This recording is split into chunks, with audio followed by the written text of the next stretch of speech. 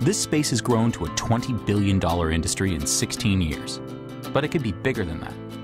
Much bigger. How? By opening up the ecosystem to more players. To get there, 3 things need to become easier.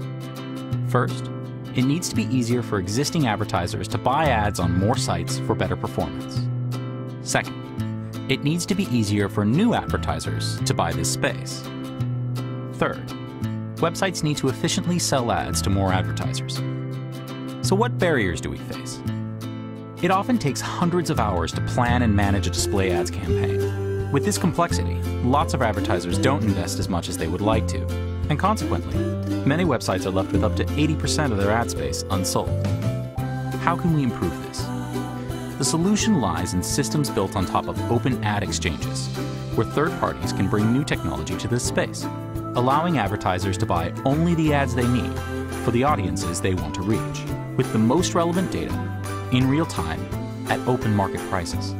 And above all, use technology rather than manual labor to do these transactions. These innovations are happening today.